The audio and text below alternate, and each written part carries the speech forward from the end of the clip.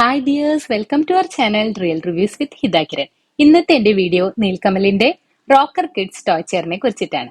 Online purchase ആയിരുന്നു കേട്ടോ ഇത്. 6 months മുതൽ 3 years വരെയുള്ള കുട്ടികൾക്ക് യൂസ് ചെയ്യാമെന്നാണ് പറഞ്ഞിരിക്കുന്നത്. ഇതൊരു പ്ലാസ്റ്റിക് മെറ്റീരിയൽ ആണ്.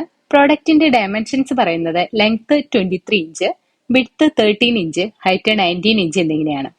യെല്ലോ ആൻഡ് റെഡ് കളർ ആണ് കേട്ടോ ഞാൻ ചൂസ് ചെയ്തിരിക്കുന്നത്. ഈ ഒരു പ്രോഡക്റ്റ് അസംബിൾ ചെയ്യേണ്ടതായിട്ടുള്ള ആവശ്യമുണ്ട്. അസംബിൾ ചെയ്യാനുള്ള ഇൻസ്ട്രക്ഷൻസും കൂടെ ഇതിനകത്ത് വരുന്നുണ്ട്.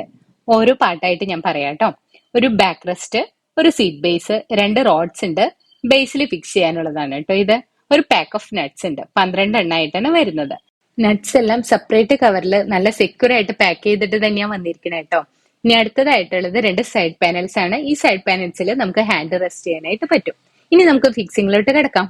വളരെ ഈസി ആയിട്ട് എക്സ്ട്രാ ഒരു ടൂൾസിന്റെ സഹായം ഇല്ലാതെ തന്നെ നമ്മുടെ കൈകൾ കൊണ്ട് ഫിക്സ് ചെയ്യാം എന്നുള്ളതാണ് ഈ ഒരു പ്രോഡക്റ്റിന്റെ പ്രത്യേകതയായിട്ട് എനിക്ക് തോന്നിയിട്ടുള്ളത്.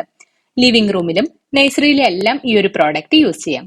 ബാക്ക് റെസ്റ്റ് സീറ്റ് ബേസിൽ ഫിക്സ് ചെയ്തതിനു ശേഷം പതുക്കെ ചെരിച്ചു വെച്ചിട്ട് സൈഡ് പാനൽ ഫിക്സ് ചെയ്യണം. എല്ലാ പാർട്സും ഫിക്സ് ചെയ്യുമ്പോൾ ലോങ് പ്രസ് ചെയ്യേണ്ടതായിട്ട് ആവശ്യമുണ്ട്. എങ്ങനെയാണോ ഈ ഒരു പ്രോഡക്റ്റ് പിക്ചറിൽ കണ്ടത് അതുപോലെ തന്നെയാണ് കേട്ടോ ഔട്ട്പുട്ടും കിട്ടുന്നത്.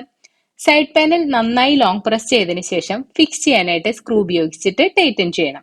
കുട്ടികൾക്ക് ഉപയോഗിക്കാനായിട്ടുള്ള പ്രോഡക്റ്റ് ആയതുകൊണ്ട് തന്നെ സ്ക്രൂ ഉപയോഗിച്ച് ടൈറ്റ് ചെയ്യുമ്പോൾ വളരെയധികം ശ്രദ്ധിക്കണം കേട്ടോ. ഈ ഒരു പോയിന്റ് ഞാൻ സ്ട്രെസ് ചെയ്ത് പറയാനുള്ള കാരണം ഈ വീഡിയോയിൽ തന്നെ പിന്നീട് പറയുന്നുണ്ട്.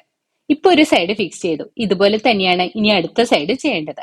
അതിനായി ചെയർ പതുക്കെ തിരിച്ചു വെച്ചതിന് ശേഷം എങ്ങനെയാണോ നമ്മൾ മുൻപ് സൈഡ് പാനൽ ഫിക്സ് ചെയ്തത് അതേ പ്രോസസ്സ് റിപ്പീറ്റ് ചെയ്യണം. ഈ ഒരു പ്രോഡക്റ്റിന്റെ കൂടെ വരുന്ന എല്ലാ പാർട്സും യൂസ് ചെയ്യണം കേട്ടോ. സ്പെയർ പാർട്സ് ഒന്നും ബാക്കിയില്ല. 2 സൈഡ് പാനൽസും സെക്യൂർ ആയിട്ട് ഫിക്സ് ചെയ്തതിനു ശേഷം ലാസ്റ്റ് വെക്കാനുള്ളതാണ് ഫുട്ട് റെസ്റ്റ്. റെഡ് കളറിലുള്ള 2 പ്ലാസ്റ്റിക് റോഡുകൾ ഉണ്ടായിരുന്നു നമ്മുടെ കയ്യില്. അതാണ് ഫുട്ട് റെസ്റ്റ് ഫിക്സ് ചെയ്യാൻ വേണ്ടിയിട്ട് നമുക്ക് ഉപയോഗിക്കുന്നത്. അപ്പം ഫുട്ട് റെസ്റ്റ് ആയിട്ട് ഫിക്സ് ചെയ്യണമെങ്കിൽ ആദ്യമേ തന്നെ ചെയർ മറിച്ച് വെക്കണം. മറിച്ച് വെച്ചതിന് ശേഷം 2 സൈഡ് പാനൽസിന്റെ ഇടയിലാണ് ഫുട്ട് റെസ്റ്റ് വെക്കേണ്ടത്. ഈ 2 റോഡുകളും വെച്ചതിന് ശേഷം 2 സൈഡിലും സ്ക്രൂകൾ ഉപയോഗിച്ചിട്ട് ടൈറ്റൻ ചെയ്യേണ്ടതായിട്ട് ആവശ്യമുണ്ട്. അങ്ങനെ ഈ ഒരു പ്രോസസ്സും കൂടെ കഴിയുന്നതോട് കൂടിയിട്ട് ഈ ഒരു മനോഹരമായിട്ടുള്ള ചെയർ പൂർണ്ണമായിട്ട് അസംബിൾ ചെയ്ത് കഴിയും.